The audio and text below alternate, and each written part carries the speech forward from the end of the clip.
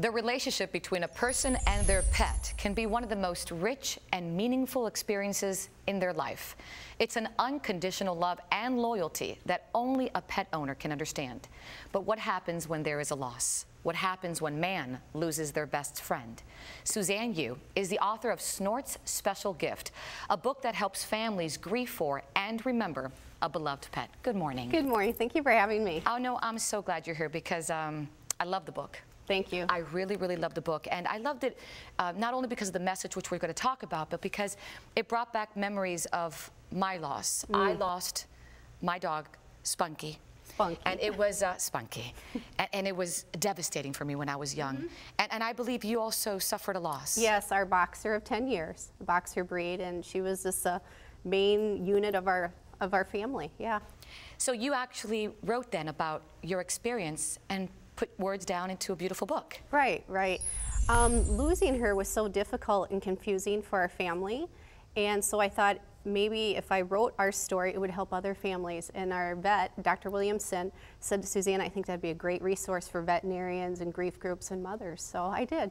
Let's talk about the book. In the book, Snort, a beautiful dog, Snort gets sick and you have to put him down? Is that what happens? Tell me about it. Well, after 10 years of her life, her health started really failing. She wasn't eating or drinking, and I knew, my husband knew, and even Snort was telling us it was time. So we had to take Snort to the vet, and she was euthanized, and it was so difficult for our family.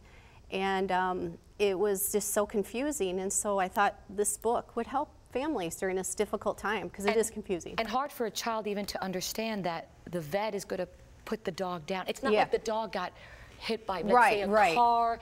Yeah. The vet is doing it. Right. That's difficult to understand. And we need to, because she's suffering.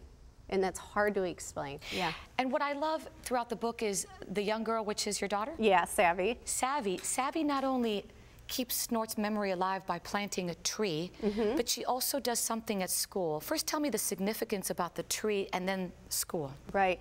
Well, we wanted to have like a memorial, like a funeral, so we had a tree, and it looked like a Christmas tree because Snort always tore up the Christmas presents. So we took some of her ashes and her favorite toy and planted it, and it's so cute. It's in the front yard, and the kids will say, "Hi, Snort. Good morning, Snort." So it's a symbol of her. And then in Savvy's classroom, they have, the teacher has a report, and she wants the students to write a report, and you need to mention something about the gifts that someone's taught you. And so people are writing about babysitters and grandmas and grandpas, and she writes about Snort. Yes, and I get so many emails from families, and vets are like, this is the best part of the book because it helped us grieve. And you know, that message is so important, I think, for Savvy and so many other children, because not only did she allow herself to heal, but I think it's something that will apply to her life as well. Yeah, because I feel how a young child grieves when they're young kind of sets a standard of how they'll grieve later in life. And even though this is about a dog, you know, people that are losing horses and cats are purchasing books, and even psychologists and counselors are referring this book out for human loss and family loss, because it's a roundabout way to say, yes, we're grieving, but look at the beautiful gifts in a celebration. Right. We don't need to forget. The memory can live on. And they live in your hearts forever. You know, Savvy knows that Snort's watching over. I know she's with us today. Oh. Yeah. Well, you know, all dogs go to heaven. I know they do. They do. Yeah. I also love the message of just the loyalty, the friendship, and the trust.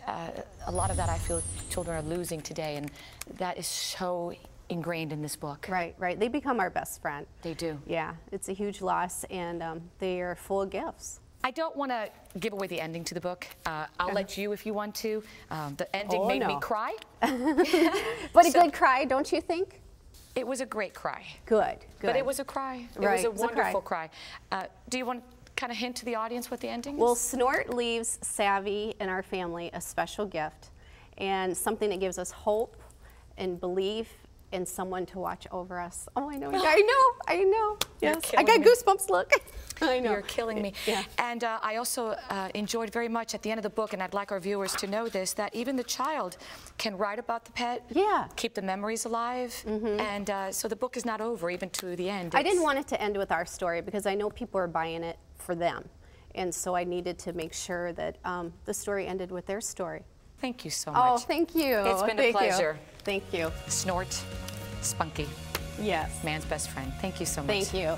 And if you'd like more information on Suzanne or her book, just go to SuzanneYou.com. It really is a must read.